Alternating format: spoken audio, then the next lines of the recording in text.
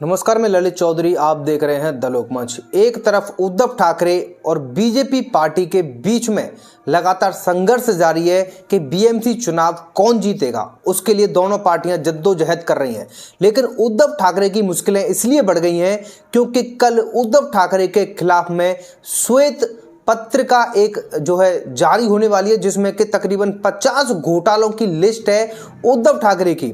दरअसल ये मामला फिर से एक बार किरीट सोमैया ने उठाया है। उन्होंने पत्रकारों से बातचीत करते हुए कहा कि कल मैं थाने महापालिका में उद्धव ठाकरे के 50 घोटालों की लिस्ट सामने रखूंगा और उनके सबूत मैं जांच एजेंसियों को सौंपूंगा और जल्द से जल्द उद्धव ठाकरे के ऊपर कार्रवाई होनी चाहिए। उन्होंने कहा है कि 5 साल में उद्धव ठाकरे ने, जिसमें कि 2 साल कोरोना के शामिल हैं, उन्होंने 5 साल की बोला है कि उद्धव ठाकरे ने 50 घोटाले किए हैं और इन घोटालों की रकम बहुत ज़्यादा है, हजारों करोड़ रुपए बताई जाती है।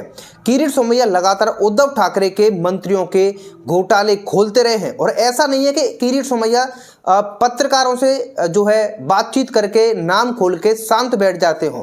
उनके ऊपर कार्रवाई भी हुई है और ये हमने देखा है। अनिल देशमुख के ऊपर, नवाब मलिक के ऊपर अनिल परब का नंबर लगा हुआ है, संजय राउत का नंबर लगा हुआ है। तो कहीं ना कहीं इनके नेताओं के ऊपर कार्रवाई हो रही है। इसका मतलब यह है कि घोटाले, मनी लॉन्ड्रिंग इनके नेता करते रहे हैं। अब किरीट सोमैया ने जो कहा है वो मैं आपको विस्तार से बताता हूं कि उन्होंने किस चीज के बारे में ये कहा है।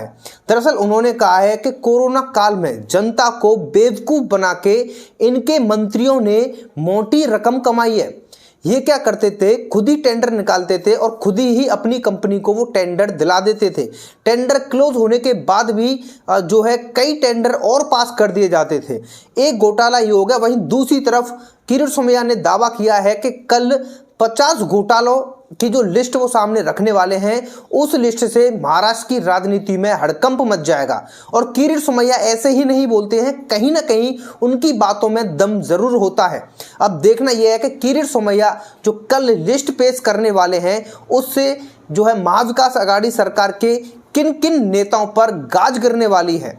वहीं एक तरफ महाविकास आघाड़ी सरकार इसलिए भी परेशान दिख रही है कि मनसे पार्टी और बीजेपी पार्टी लगातार महाविकास आघाड़ी सरकार को घेरने में लगी हुई है और आगामी बीएमसी चुनाव को लेकर उद्धव ठाकरे परेशान दिख रहे हैं कि नवाब मलिक का इस्तीफा अभी तक नहीं लिया गया है, जिसका असर बीएमसी चुनाव पर तो पड़ेगा ही। हालांकि अभी ये मुद्दा थोड़ा सा शांत हो गया है, लेकिन उद्धव ठाकरे को भली भांति पता है कि शरद पवार की जिद कितनी भारी पड़ने वाली है, क्योंकि शरद पवार ही जिद करके बैठे थे कि नवाब मलिक का इस्तीफा नहीं लिया जाएगा। और उद्धव ठाकरे को पता है कि जैसे जैसे चुनाव नजदीक आएगा, बीजेपी पार्टी इस मुद्दे को जरूर उठाएगी और तब उद्धव ठाकरे को परेशानियों का सामना करना पड़ सकता है। बहरहाल अब नजर बनी रहेगी कि कल 50 घोटाले वो कौन कौन से हैं जिनका दावा किरीट सोमैया करते हैं कि राजनीति हिल जाएगी।